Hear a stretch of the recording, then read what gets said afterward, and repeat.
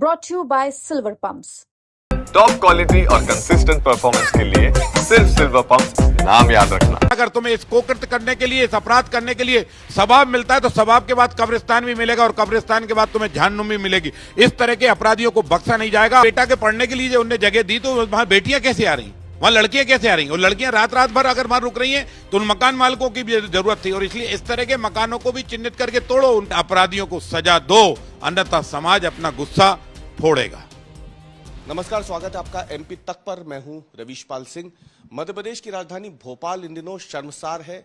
जो मामला सामने आया है, एक के बाद एक उसमें कई चौंकाने वाले खुलासे सामने आ रहे हैं, जिसमें पता चल रहा है कि कैसे गिरोह बना करके युवतियों को शिकार बनाया गया। कॉलेज की युवतियां भी हैं, दूसरे थानों में भी मामले इसी तरीके के अब सामने आ रहे हैं। और पूरे भोपाल में एक के बाद एक अब जो पीड़िताएं हैं वो निकल के सामने आ रही हैं, उनके साथ हुई हैवानियत को बताने के लिए।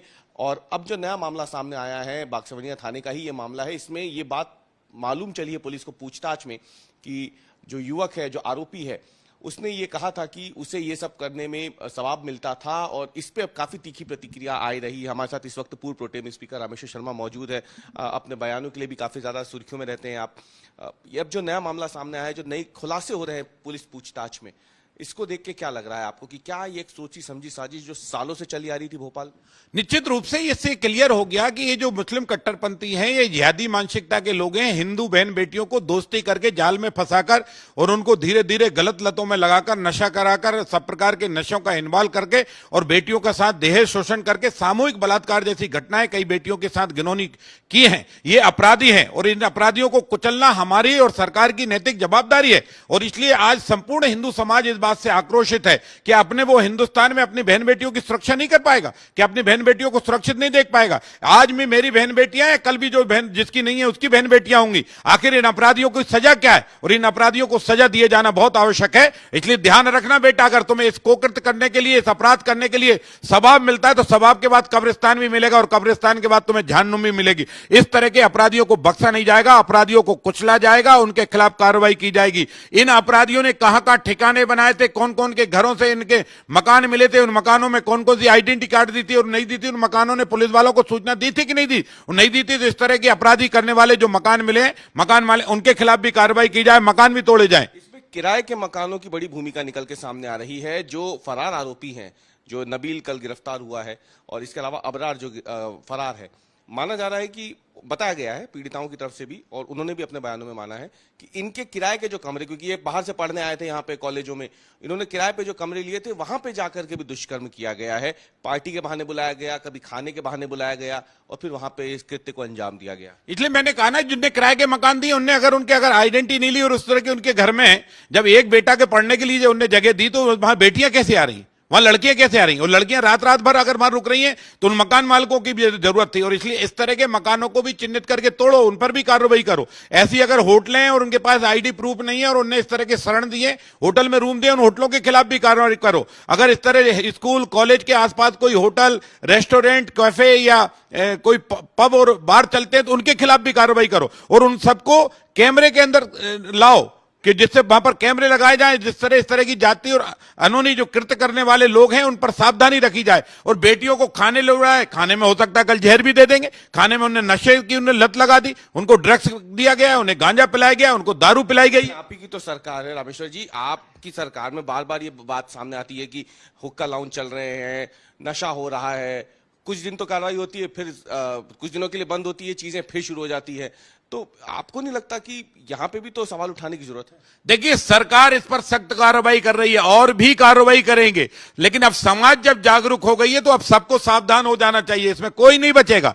जब हिंदू समाज अपनी बहन बेटियों की सुरक्षा के लिए खुद सतर्क और सावधान हो गया ना, जब हिंदू जगह है तो अच्छों के इलाज हो गए। जब हिंदू खड़ा हुआ तो मुगलों का तहस नहस हुआ था इस हिंदुस्तान में, उनकी राजगद्दी छीन ली गई थी। जब हिंदू जगह था तो उनके अंग्रेजों को इस देश से उखाड़ कर फेंक दिया था। अब हिंदू जग गया है, इन अपराधियों को उखाड़ कर फेंकेंगे, इनको सजा देंगे। और डॉक्टर मोहन यादव जी की सरकार इस तरह के अपराधियों को चिन्हित कर रही है, उनके मकानों को चिन्हित कर रही है और ऐसी कठोर से कठोर कार्रवाई की जाएगी। और न्यायालय से भी हमारा आग्रह है कि इनको फास्ट ट्रैक कोर्ट के तहत लेकर इनको ऐसे सख्त अपराधियों को सजा दी जाए जिससे इनको नालायकों को मौत मिले और भविष्य में इस तरह के अपराध करने से लोग डरें। एक सवाल ये भी है रामेश्वर जी कि एक मामला आया था बाग सेवनिया थाने में, जिसमें एक के बाद एक कई युवतियां सामने आई, सभी एक ही कॉलेज की थी, आरोपी भी सब एक ही कॉलेज के थे। लेकिन इस घटना के बाद से भोपाल में जैसे बाढ़ आ गई हो, अलग अलग थाना क्षेत्र में इस तरीके के मामले सामने आ रहे हैं। टीटी नगर थाना हो, श्यामला हिल्स थाना हो, यहां पर भी मामले सामने आए हैं जहां पे स्कूल जाती हुई नाबालिग बच्चियों ने एफआईआर दर्ज करवाई है कि एक शख्स जो है जिसका नाम जावेद है, पहले वो इनसे भाई बन के मिलता है, बाद में वो और युवकों से मिलाता है, और इस पूरे मामले में पुलिस ने बाकायदा जो जावेद है उसको गिरफ्तार किया, लेकिन उसके साथ ही उसके दोस्त जिन्होंने बच्चियों के साथ दुष्कर्म किया, जिसमें शाहरुख है, जिसके घर पे दुष्कर्म हुआ फैजान, और उसकी पत्नी जोया, इन सबको गिरफ्तार कर लिया है। तो आरोप ये भी लग रहे हैं कि क्या परिवारों की भी भूमिकाएं इसमें संदेह के दायरे में है, क्योंकि पुलिस अब इस एंगल पर भी जांच कर रही है और ये भोपाल में एक अलग अलग थाने क्षेत्रों में एक ही पैटर्न पे वारदातें सामने आ रही हैं। देखिए, भोपाल में, मध्य प्रदेश में और भी देश के कई हिस्सों में इस तरह का है। जैसे केरल की एक स्टोरी आई थी फिल्म, ऐसी ही फिल्म के तहत ये सारे मुसलमान लोग इस तरह के हिंदू बहन बेटियों को जाल में फंसा रहे हैं, भाई का रिश्ता करके लाते हैं। इनमें बहन भाई का कोई रिश्ता नहीं होता, बेटी को घर में ला के खिलाते हैं, दूसरी महिला, मुसलमान महिला उनको समझाती है और इस तरह की उनको प्रेरित करती है, और धीरे धीरे इनके वीडियो बनाकर इनको ब्लैकमेलिंग किया जाता है। और मैंने पहले ही कहा है कि एक नहीं, दो दो, तीन तीन, चार चार लोगों ने इनका शारीरिक शोषण किया है, और इस तरह के अपराधी भोपाल के अनेक थानों में अपराध कायम है। मैं फिर पुलिस से कहूंगा कि अभी हमने 5-6 लोग गिरफ्तार किए टीटी नगर में, श्यामला हिल में, इसमें और भी हैं, बैरागढ़ के थाने में भी और भी कई अपराधी निकलेंगे, और इसलिए इन अपराधियों की लंबी सूची है। मैं ये समझता हूं अगर ठीक से इसकी सक्रियता से जांच हो गई तो लगभग 250-300 लोग आएंगे, और बड़े बड़े चेहरे वो सामने आएंगे जो चेहरे समाज में भाषण देते हैं, भाषण पेलते हैं, एकता की बात करते हैं। ऐसे लोगों के द्वारा इस तरह बेटियों के साथ जघन्य अपराध कराया जा रहा है, बेटियों के साथ पाप कराया जा रहा है, बेटियों को लव जिहाद का शिकार बनाया जा रहा है, उनकी जीते जी जिंदगी नरक बना दी है इन अपराधियों को। इसलिए इन अपराधियों के खिलाफ डॉक्टर मोहन यादव की सरकार ने सख्त कार्रवाई करने के इरादे जाहिर किए हैं। जो है 3-3 पुलिस दल बनाकर इन पर सख्ती से कार्रवाई की जा रही है, जांचें की जा रही हैं, लेकिन इनके मकान भी ध्वस्त होंगे, इनको छोड़ा और बख्शा नहीं जाएगा। और माननीय सर्वोच्च न्यायालय से भी प्रार्थना है कि न्यायालय समाज की एकता के लिए और बेटी की अस्मिता के लिए जल्दी न्याय दो, जल्दी न्याय दो, जल्दी न्याय दो। हिंदुस्तान की बेटी तुमसे न्याय की प्रतीक्षा कर रही है, इन अपराधियों को सजा दो, अन्यथा समाज अपना गुस्सा फोड़ेगा। ये है रामेश्वर शर्मा, पूर्व प्रोटेम स्पीकर हैं, विधायक है हुजूर से, और तल्ख शब्दों में इन्होंने चेतावनी दी है कि जो मामले लगातार राजधानी भोपाल में सामने आ रहे हैं वो कहीं ना कहीं गंभीर एक लापरवाही की ओर भी इशारा कर रहे हैं। वहीं दूसरी तरफ गंभीर आरोप ये भी लगाया है उन्होंने कि एक पूरा संगठित गिरोह है जो राजधानी भोपाल में इस तरीके के काम को अंजाम दे रहा है, और जल्द ही इस पूरे मामले का खुलासा होना चाहिए और अपराधियों को सख्त से सख्त सजा मिलनी चाहिए।